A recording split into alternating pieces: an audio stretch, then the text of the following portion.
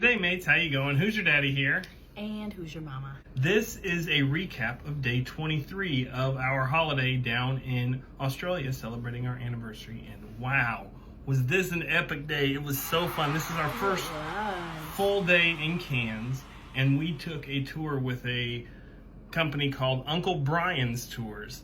And they took us up to Port Douglas and Cape Tribulation and to see the Daintree forest. It was so cool. We loved it so much. So on the way up there, we got on this bus. It was a little bit of a drive up there, but it was cool learning about all the stops on the way.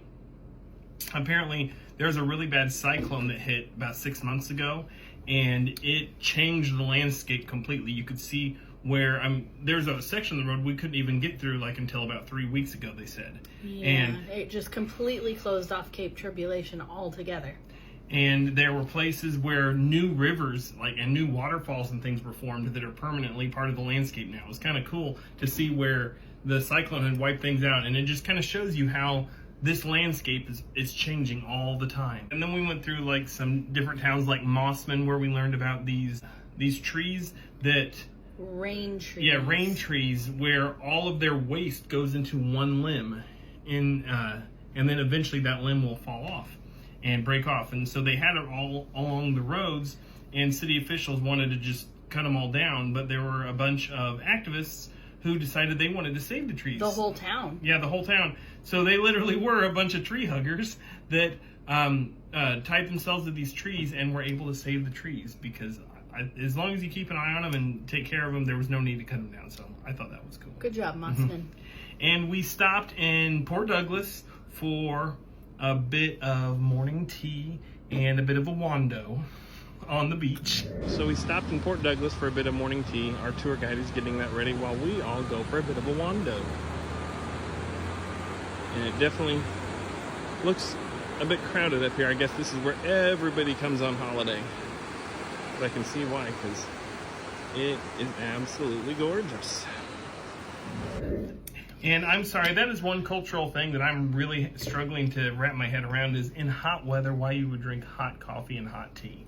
But everybody's doing it. We had all this hot boiling water, and it was already pretty warm. If all the cool kids are doing it, then we've got to do it. Yeah, we did too. We had some lamingtons and some other biscuits with our tea and coffee. So it was a nice little wando on the beach. Oh, I have a quick question for you. So this goes back a day. While we were on Magnetic Island, I kept getting bit by something, like maybe a fly or a mozzie. I don't know. Something kept biting me, and now my ankles are super itchy. I have 3 bites, and I can't stop scratching them. What did I get bit by, guys? In Australia, it could be anything. Yeah, but whatever it was flying around and wouldn't leave my feet and my legs alone. I don't know. I wish I could help you. Anyway, back to our day-to-day. So we were driving in this section of the country that is absolutely gorgeous. They say it's where the rainforest meets the reef. And we did learn that area, you're not supposed to swim on the beaches because of jellyfish in the summer and crocodiles. This is croc country, so they told us all about being croc safe. I think it was called 4 Mile Beach. The mountains come down right there to the ocean. So there's just one little road going right there, winding along the base of the mountains. And we went to this place called Rex Lookout that had absolutely gorgeous, stunning views. This is Rex Lookout. Some beautiful scenery. Look at that.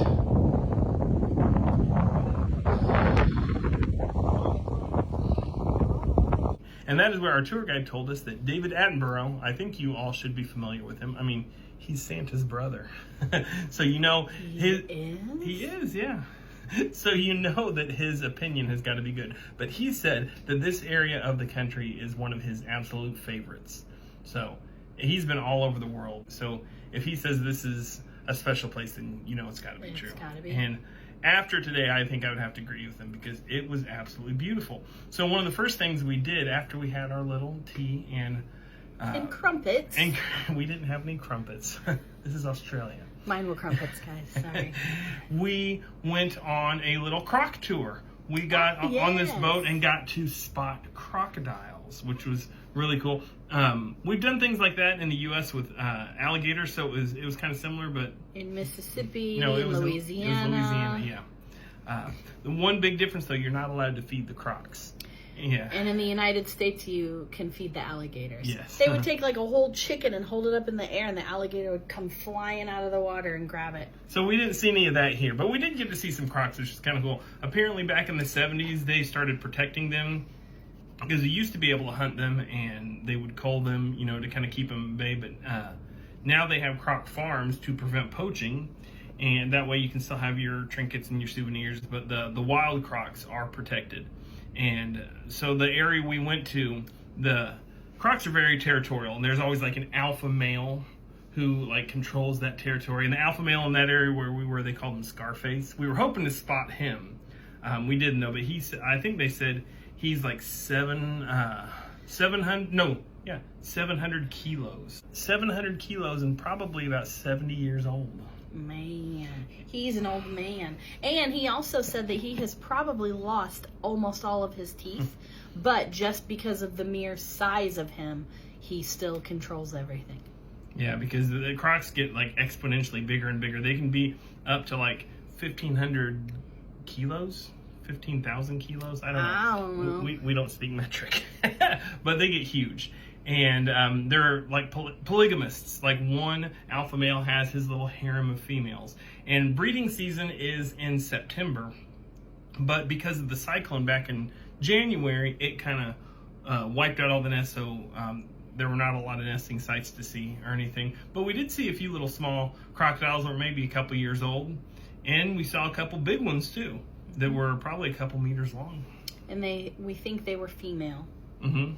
Yeah, most likely it's the one territorial male that controls all the females. So if there's another male that gets big, he'll go off and try to find another territory. And that's part of the problem they've been having with the crocs because they're protected now. They will go find a new territory, so they're starting to expand and get into areas where they never used to be before. So some people are complaining about how they need to be culled again. They need to control it a little better. Well, yeah, because they're getting out of the wild area where it's safe for them to be, and they're going into public areas like the little pond behind people's houses, and now their kids aren't safe. And they do mostly eat fish. Like they told us, as long as we stay clear of the water's edge, they really don't mess with humans much. There's only like 1 or 2 fatal attacks in Australia every year. But they do eat feral pigs too, and sometimes they'll get cattle, and that's only like the big alpha males that do that. But they also said that when they eat the pigs, they will start coughing up what they say, stones. Yeah, stones or something because they can't digest the keratin. Yeah.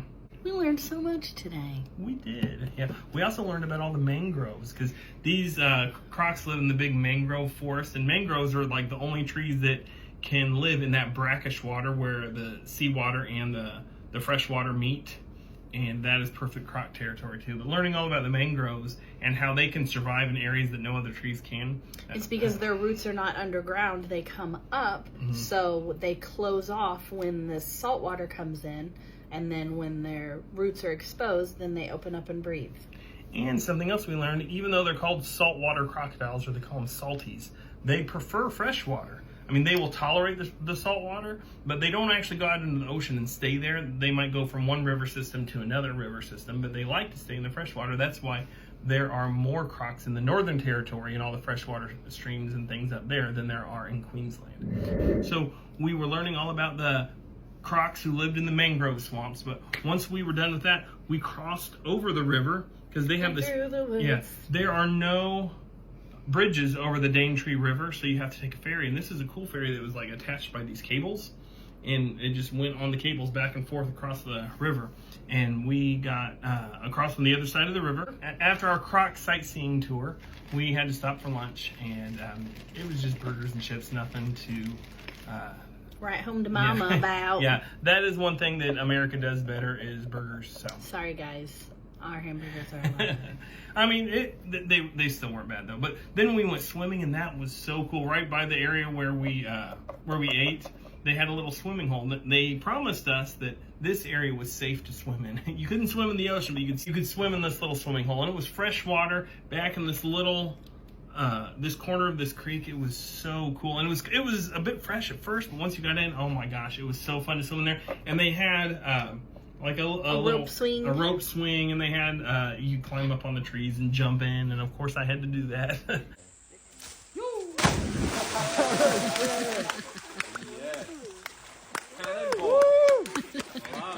Yeah, it was pretty deep in some parts, so yeah. Well, that was another area where the cyclone had damaged. So it used to be deep in that whole area, he said, but the cyclone had washed up a bunch of pebbles and rocks and stuff. So I mean, it wasn't as deep as it used to be. It was still fun though. I mean, there were some deep areas, and it was just nice and cool and relaxing, enjoying the scenery. And now I can say that I swam in the rainforest. Yeah.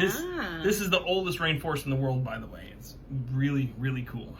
And then it was on to Cape Tribulation. I think that's where we took the little botanical walk, and we saw the biggest spiders we've ever seen. Oh my gosh. Okay, we've talked about spiders in the past, but if this one was on my face, seriously, its legs would be up here and down here. That thing was giant. It was enormous. Giant. Biggest spiders we've ever seen outside of a tarantula. I don't know how well you can see it, but this might be one of the biggest spiders I've ever seen. You want to get closer, sweetie? Nope. Last week when we saw those, we were taking that little hike and saw those spiders. They were nothing compared to the ones we saw today. Oh my gosh. Yeah. These things were just enormous. And what's he called? Tour guide Conrad just walked up and said, "Here, let me put my hand behind it so you guys can take some pictures just to show the size difference." I would pee my pants if I had to put my hand behind a spider like that. Yeah. Luckily there were only two, and we went on this walk, this botanical walk, the Maja Botanical Walk, and we learned all about the rainforest and all the plants and trees, and looked out for wildlife. And that was where I finally got to try one of those ants. I mentioned in a previous video the little green and yellow ants that we had seen, and you guys all told me that you could eat them. So they were eating them on the tour today, so I ate some. And you're right, it was actually kind of good, like limey, lemony, citrusy kind of flavor, a little bit sour. Yeah. Hoosier Mama didn't want to have anything to do with that though. Nah. And I know you said you're supposed to bite the butts off. I just ate the whole thing. It was easier that way. I'm a texture eater. I can't eat crunchy bugs. Well, I'm an adventurous eater, and I will eat anything once. So it was quite the experience. Okay, ready, sweetie? Look. I guess so. It does taste kind of a little sour. Yeah, it's sour. Like a sour candy. Oh, I wasn't recording. I'm just I kidding. can't. Oh, Conrad said they were a superfood. Did you say that? They're a superfood if you eat the ants. Yeah. Oh, does that mean super now? Kind of like Superman, yeah. But your butt's gonna turn green. Oh my gosh. That's your superpower. Uh-oh. Anyway, we went on this walk and we got to spot some other wildlife. We saw another little croc in the distance, and we saw lots of ants and some crabs and things. And we learned about, this vine. What was it called? Wait a while, wasn't it? Yeah. I think that's right, yes. It looks like pretty palm trees, but it gets these spindly little things that reach out. Horrible thorns. And they will trap you in, and they... apparently there's a debate about whether or not they need to get rid of them or they just keep them at bay because it's like an invasive species of plant, kind of like the kudzu in America. Oh yeah, but that's bad. This stuff down here, oh my gosh! Apparently back in the day, people actually died. They got trapped in them, and the more you fight to get out of them, it's kind of scary. It's because not only are there thorns on it that catch on your clothes, but it's also really sticky. So it sticks to you, and when you try to get out, more of it sticks to you. And people in the 1800s actually died because they couldn't get out of it. Yeah, it's scary, but it's pretty to look at from a distance. Oh, and there was another thing we saw. We went to the beach, and this is obviously a beach we couldn't swim in, but we went to look at it and see how pretty it was. And on the ground, there were a bunch of little balls. Yeah, but they were cool designs. It looked like a big picture on the sand. It was pretty. Yeah, come to find out, there's little crabs rolling these balls up and down the sand, kind of like the way dung beetles make their little balls of dung. These crabs make the little balls of sand and make cool little intricate designs. And it was really cool.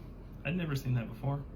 And that was pretty much it. We did make a pit stop on the way back to get some ice cream at the Daintree Ice Cream Company. Oh, So, yeah. Thank you to the person who suggested that. Yeah, one of my followers suggested that, so I suggested it to our tour guide, and he Conrad said stopped yes. for us. So we got to have some ice cream. And I wasn't recording anymore. you are now. That is our tour guide, You're looking at Conrad. him in the flesh right He did an amazing job. Thank you, guys. Thank you. You put in the request for ice cream, Yes. and we got it done. Yeah, so Good. if you want to come tour the Daintree National Forest, you got to come through Uncle Brian's. Uncle Brian's right Yeah. there. That's it. It's only one stop right here. Yes. Uncle Brian's.